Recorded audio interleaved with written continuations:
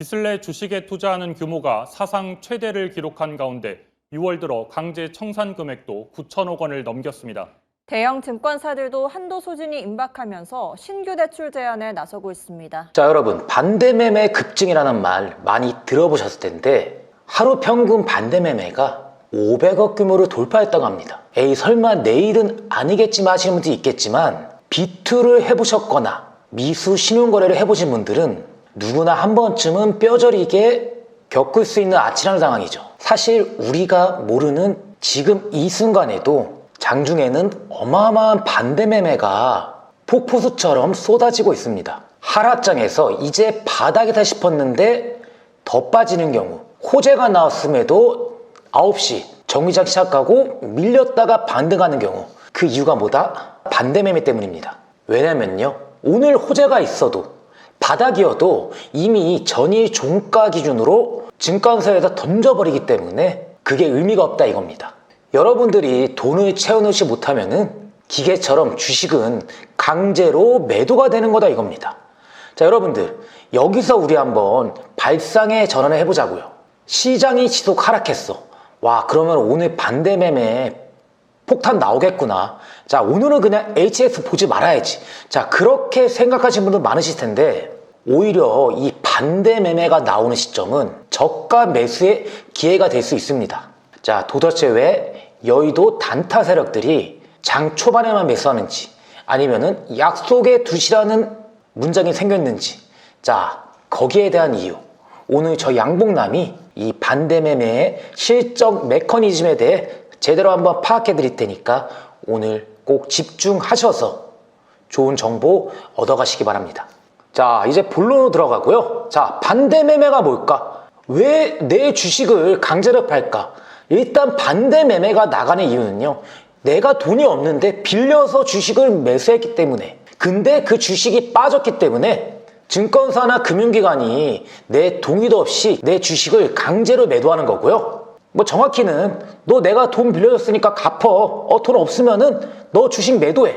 자, 그렇게 강제로 매도하는 거다. 그렇게 보면 돼요. 뭐 여기에는 우리가 좀 많이 접하고 많이 들어본 미수 신용거래가 있고, 그리고 전문 투자자들이 많이 하는 CFD 거래, 여기에 신용에 추가적으로 돈을 빌릴 때 많이 쓰는 이 스탁론까지 있죠. 자, 이 물량들이 언제 어느 시점에 나오고 그게 주가에 어떤 영향을 줄지 디테일하게 파드릴 건데, 일단 첫 번째는 개인 투자자들이 가장 많이 접할 수 있는 미수 신용매매입니다. 여러분도 주식을 사시면 아시겠지만 오늘 산 종목이 오늘 내 계좌에 들어온 게 아니에요. 정확히는 이 거래 뒤에 내 돈과 바꿔집니다.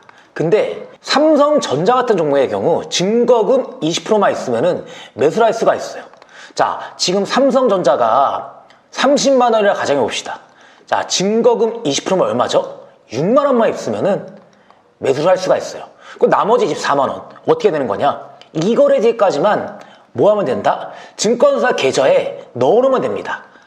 근데 미수를 하시는 분들 당연히 내가 증거 20%만 있으면 살 수 있으니까, 자, 지금 사서 오늘 팔면은 나는 이거 24만 원 안 채워도 되잖아. 그런 식으로 매매하다 물리는 경우가 생긴다 이거죠. 결국 이렇게 이 거래 동안 이 돈을 넣지 못하면은 그 다음날 증권사에서 자동으로 하한가에 매도를 걸어놓습니다. 그러면 이거는 무조건 매도된다, 그렇게 보시면 되고, 자, 이 미수거래와 더불어 신용거래도 있습니다. 신용거래는 한마디로 여러분들이 증권사에 대출을 받는 거예요, 내 신용으로. 이것 또한 담보 유지 비율이 있어요. 그 비율 이하로 떨어지면 어떻게 된다? 자, 이거는 여러분들 만약에 당일에도 급락이 나오면 나갈 수가 있어요. 근데 140%이기 때문에 아마 이제 이 거래에는 걸리겠죠. 뭐 오늘 하한가하고 내일도 빠지면은, 자, 그러면 나가는 건데, 이것도 똑같이 증권사에서 강제 매매가 됩니다. 자, 이 모든 매매들이 오전 9시에 진행이 됩니다. 그래서 9시만 되면은 갑자기 거래량 터지면서 하락하고 1분 뒤에 반등하는, 자, 이런 경우가 대부분 이 반대매매, 신용미수에 대한 반대매매가 나가기 때문에 생겨나는 차트 흐름이라 보시면 되고요. 자, 두 번째, 바로 CFD 반대매매입니다.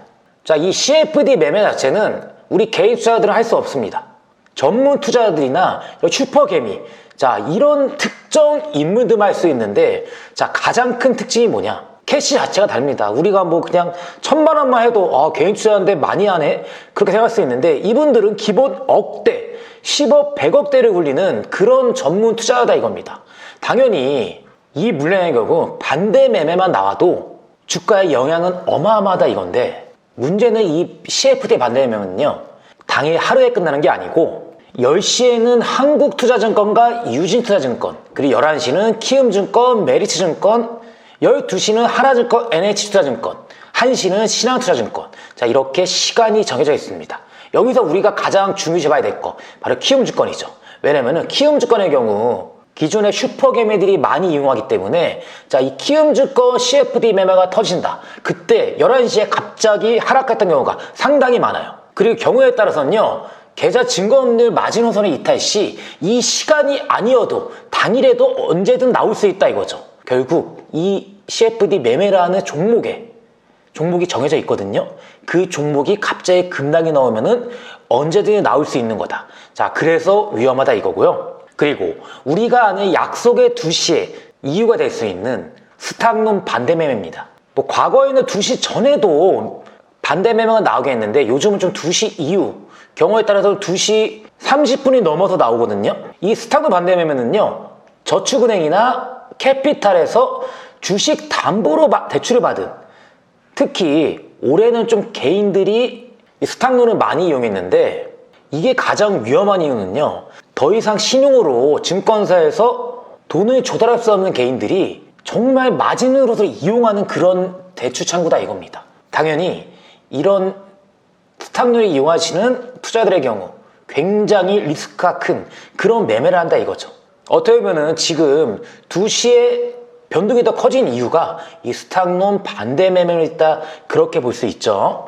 그리고 최근에 하락했던 종목의 경우 진짜 2시만 되면 급락했던 경우가 있는데, 자, 그만큼 스탁론이 비중이 어마어마하다는 거, 그거를 좀 반증할 수 있죠. 그리고 내가 만약에 코스닥 중소형주나 최근에 급증했던 테마주를 갖고 있다, 그런 분들은 이 스탁론 정말 중요시 봐야 됩니다.